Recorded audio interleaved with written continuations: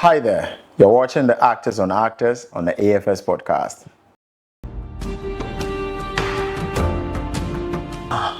I did it. Yeah. I didn't even notice. Yeah, I mean,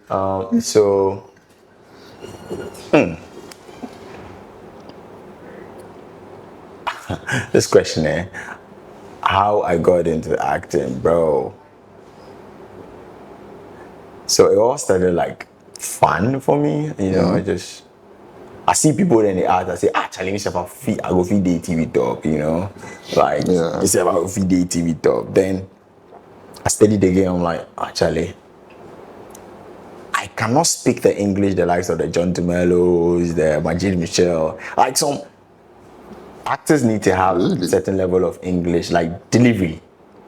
Do you get it? Back in the day, we were exposed to films that weren't exposed to films like, for instance, Nana Koto, which you did, So it wasn't new to us, say, Charlie, you go fit do hard tree or hard movie where you be considered like some top actor. You get me? So it was more of like, we're exposed to this flashy lifestyle, Charlie, for. So I'm surprised you, because I don't think I've ever seen it out. Because we had things like Things We Do for Love. Right. Which was strictly pigeon or, Yeah, So I get you, but for me, then it'd be more of like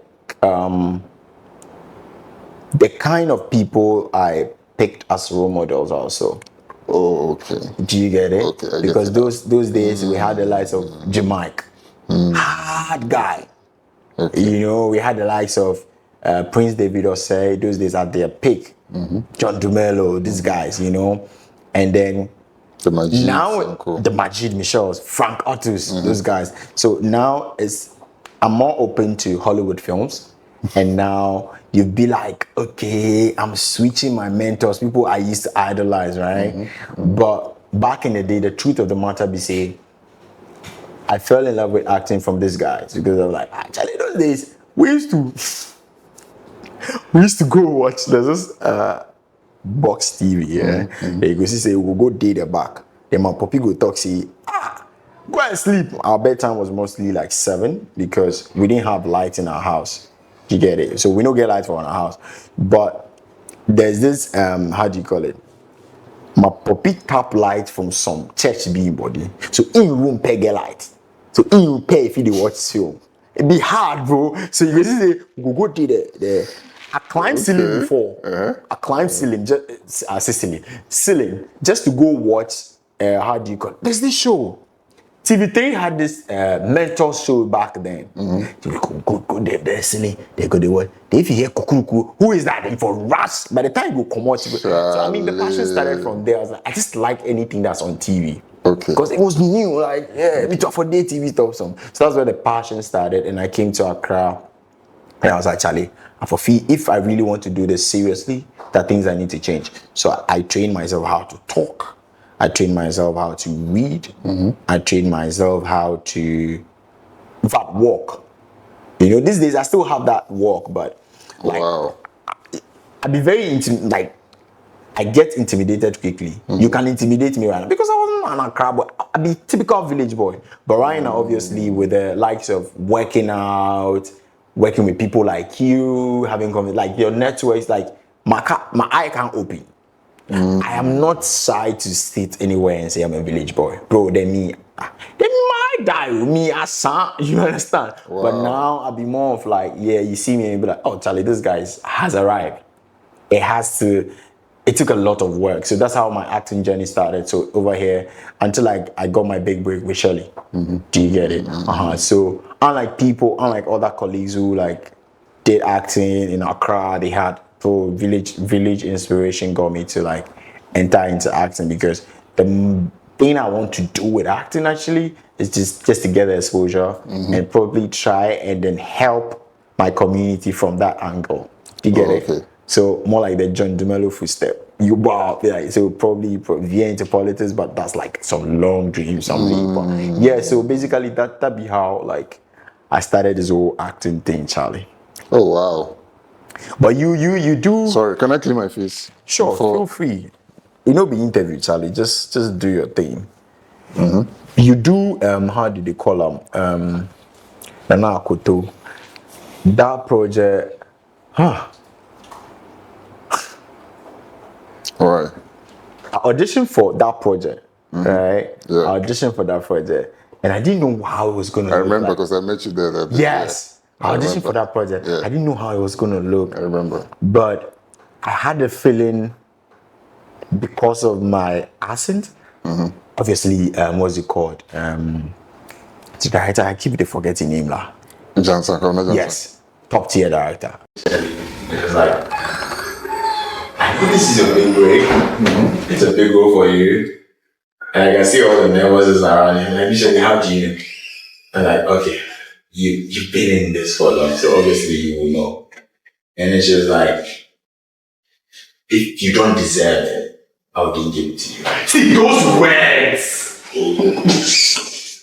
Just like, if you don't deserve it, trust me, you wouldn't get it. So just go do you, just go be you. Yeah. And then after that scene, she told me about the walk. Remember the walk I was talking about? So you know the walk, you will say, I do like this. And the watch ground one more time because I'm not the one look anybody in face. When I get into Accra, I get intimidated by just looking into your face. I was shy. I'm not fit to be in the room. Hey, why am I here? This guy, clean guy, you understand? Like that. Oh, then you done some work. You bomb. But right now, when I step into the room, I'm like, yo, nigga, I'm here. You know that. I don't even need to say it. You get it. You know, so I'm like, just working on, Shelly giving me that big break, like, opened so much in me. Wow, you really done so. Because which one was it? I think it was Books of Rhymes. Yeah. I saw a scene, I was like, that. yes. Yeah. So, I mean, like, it's been a long time coming, but not to take anything away from Shelly, I swear. Shelly has just been the one. If I should go on to become a good actor, a celebrity, a film star, whatever, they will just come back to Shelly. If Shelly didn't say no, I'm going to come for anymore, I swear I wouldn't be here. Because the confidence was low, I didn't know if I was a good actor, nothing. It doesn't translate on screen though. You bought that's not the work I'm talking about, right? That's the work. So after I'm like, fun fact, I was taking a workshop at MK. You see that MK workshop? And I did that MK workshop before that call come. So Solomon fixing right now he be my coach like, look, hey, like Sakyi Melvin. I know the way this thing they look about you. So I will call him. Hey, say this particular scene. So Solomon coached me, and man. So big two people that gave me like the confidence that dude, you're good, you can go far. It's Shelly and Solomon Fixing. Those guys just held me and be like, yo, you go feed do one. So that's it. It's interesting because it seems that we have a lot of because I was actually coming to that workshop. Oh, I remember I came to do the inquiries and then was it August? Yes. Yes. So I told him, okay, then I will start. I was ready to pay, and then I was calling for the audition. So it was just around that time. So I remember even asking MKR, so if I get this project, does it mean I can't come up? And he's like, no, because it's going to last a whole year. Yeah. So I should just hold on. And I ended up getting that. So I was actually ready to come for because I remember it was 3 months, right? Yeah. It was 3 months. I remember getting ready to come for that workshop. Wow. Yeah. I was so many days ago. Yeah. How is working on an Akoto like? Anakoto is one of the most interesting, most interesting projects I've been on because there are lots of highs. There are lows as well. Yeah, because it was set in like the 80s or something. Yeah. The ancient days, whatever. Well, is it in the 80s? It's way past, like 1800s also. Right. So the story is about, it is inspired by 3 events. I don't want to say, but it's inspired by 3 events. The Denshira Kingdom and then the Ashanti Kingdom. Right. And previously, apparently Denshira was a very strong empire. So they had all these kingdoms were under them as they were slaves under them. And so because of how they treated them, that's how come Ashanti actually became the kingdom. That was the only way they could defeat them. And I think they fought them twice also before they defeat them. Yeah. And that was due to Hussein Tutu and Kofanach. Yeah, so that the story is basically about, but then there's some other minor stories in there. So I play the notorious Denchar King who was oppressing them for a very long time until Tutu was able to. But then I had a twin sister who was older than me, first of all.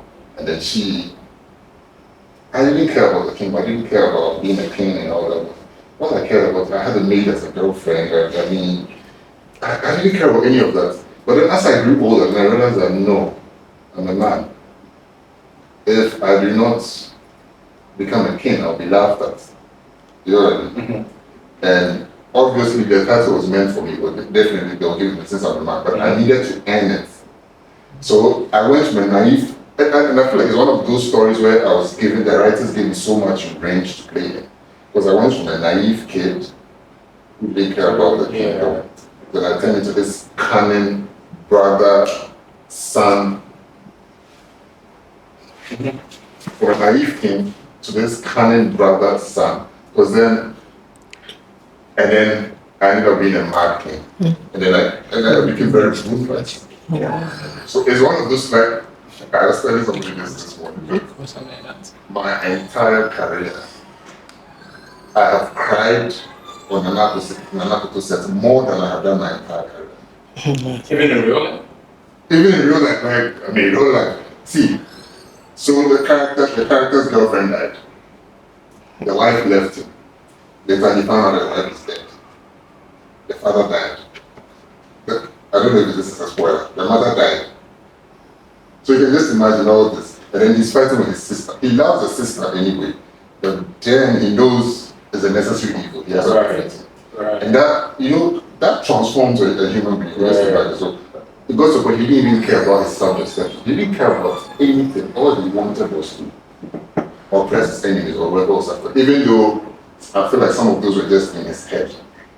People just ran away from him. It wasn't that they wanted to oppress, but he felt like everybody after me.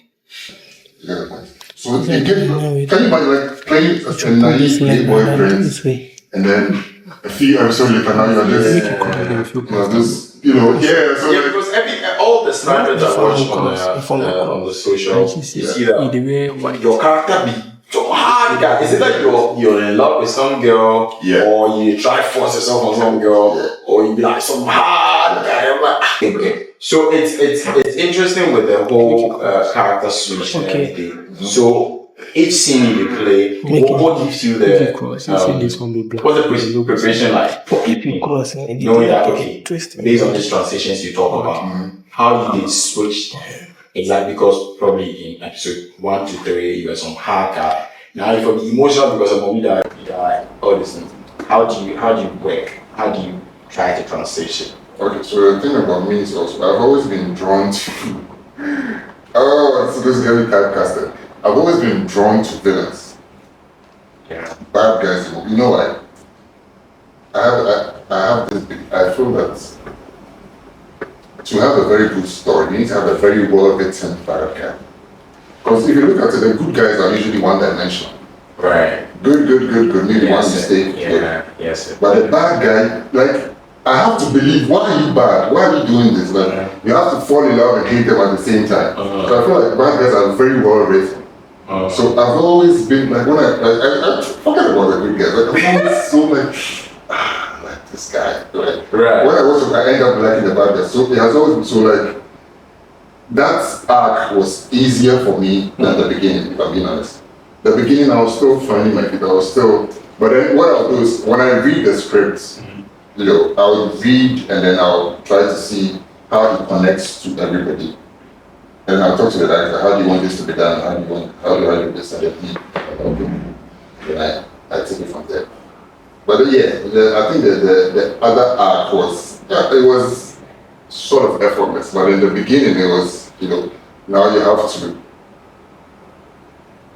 put yourself in the shell of some naive person who is just, but then It's a good experiment. How do you think your career trajectory is going to go from now? Because obviously you never can actually tell as an actor, but you can always imagine.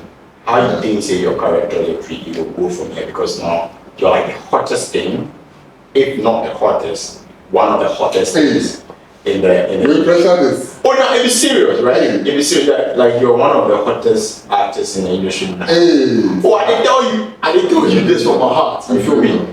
But and it's good, right? It's a testament to the hard work you've put in and all these things, right? So my question is, because me, if I did okay, so I do this project, next project for me like this. Yes. Like that's always the idea. That's how you always see them. But then there's also one thing about that. One actor, it feels like there's always a ceiling to the worker. And I'm starting to believe this, but I feel like you're never really there. You don't go reach. Like you never go reach. Like it's like somebody was asking me since my career, what's it like? When did I get my big break? And I was like, I still haven't seen it. Because I still haven't seen it because it's like you're this like. It's like me when I came to Accra. You feel like this is it. I swear. But it's never it. It's like you keep shifting the goalposts. See, I know, but actually, when I came to Accra first, do you know my goal? What? Was to save 1,000 cedis and go do how do you call it? A provision shop in my village. Okay. That was the goal. And what happened to that goal? You get 1,000 cedis finished, you're like, Charlie, if I can make this 1,000, it means there's more. Yeah. Look at us now. Yeah. Now, we buy car, we do, like, you bump. So, I mean, I feel like you're so right with what you're saying as an actor. There's always a ceiling. Like, you never feel. Well, maybe some people have, people who are earning million or who have done like that very big budget movies, but then like you always feel like there's something to do, and I feel like I guess the question, I get scared when I think about it. What am I going to do next? Scared. I get because then it's like you put expectations on yourself. They're like, so when you get a project that is not as good or not as demanding as what you're doing, especially in an industry where looking down on it, especially in an industry where the opportunities are limited. Yeah. The opportunities are limited. We only have the Ivans, the Shirleys, and the Peters. They're just like the top guys you go feel mentioned be like 5 or 6. You get me? And also and there's another thing about this industry. There are some directors or some productions that when you start working with them, it's like you're boxed in. Hey. You notice that thing, Once you start working with them, then you're boxed in. It means say it go hard the other director go reach out to you and do any project. Yes, exactly. I don't know if it's a competition between them. I don't know, but I've always wondered. I bring like a director's round table or something where I could ask them this thing. Because it really worry most of the actors. There's this actor you see on a Shirley's project. She's never been on an Ivan's project. She's never been on. And it's not like sometimes it's not even like they go for the auditions. Oh, never get picked. Yes, I know they. I thought it was a time thing. But availability. That's true. That's true too. Because if you're working on a Shirley's project and you're a main character, for instance, like you did Dede or Madam, where you go get time go do. Exactly. Because if you're doing another project is coming out, you're waiting to be casted for that. That is true. So if another project, hold on, let me see if I'm on this. So it takes some level of bravery to say, let me go and do this. Let me go and do this. And come back. You know what I mean? Sure, but then I don't know. So far, so far we could feel. My biggest project so far for my career be how do you call it? So far, my biggest project be that. Cannot tell my but it's not that out yet, so you cannot really tell how far it's going to. Even though the story and everything is good, what do you think? Moving forward, the project you do, what's the bar you set for yourself? Actually, moving forward, the project for do there. if a feed be here, you want to maintain it on a Nana Akoto level, or no, I want to try new things. The thing about me, I don't want to be boxed because I easily get bored. I don't want to be boxed in. When I do one thing for a very long time, I get bored with it, and you can see my performance will go down. Right. So I want to try, different types of characters. But I must say, I'm very much in love with the Nigerians right now because they're churning out. Nigeria is the dream right now for every young actor. I swear. Dope project. Like, I kid you not, dope project. I'm trying to remember the title of this movie. Like Shantytown. Not even Shantytown. It's one of these. The one where the blood. No. The one where the guy died and left over his estate to this young guy he adopted. See, you haven't heard of it? Yes, it's so good, but it's not popular. Yeah. But the cinematography, everything is on Prime. Everything is. I'm sure I remember it, and I'll tell you. And like so many good projects, and usually, well, there are a few that become very popular. But even the ones that are not popular, when you go and you watch, like, have you seen Sisters? No, Sister with Kehinde. I heard of Sisters, but not Sisters. So many good projects out there, and I love that for them. I hope we get there. We have a long way to go, brother. We do have a long way to go. I appreciate you so much. I just heartfelt words. I want to say that I haven't known you for long, but the past few months that we've been talking about film, talking about our careers and everything, you inspire me a lot. And for me, colleagues tend to inspire me more than like the top dogs or the quote unquote the big actors or whatnot. You get it? Because I see you're doing amazing. You're doing so great for yourself. And Charlie, I feel like you deserve your flowers. You do good. Like what you did on Nana Akoto be mad. You understand? I don't think I can play that character better than you. Never.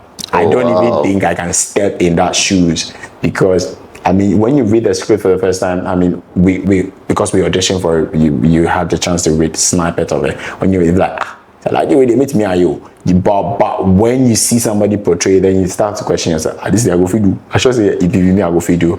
The fight scene when you came in, like he beats the guy, finished, and he's like, nah, man, that was mad. That was mad. So I appreciate you for coming. Just keep doing what you're doing. There's a lot I've forgotten. Wow. Okay. Yeah, like just keep doing what I've been following you. Like you're like, just keep doing. Thanks, Charlie. Thanks. It's an honor. You make my head inside beam. Yeah, you be superstar. You are. Be so. Charlie. So thanks. Yeah, and I can see the dedication. I like that. Like they're just a few. I don't want to mention. There are only a few actors who are as dedicated as you are, who not only care about the acting, but the mechanics of it, everything about it. We get place we won't go. You understand? We get place we won't go. We get place. Thank you so much. Thank you so much for coming.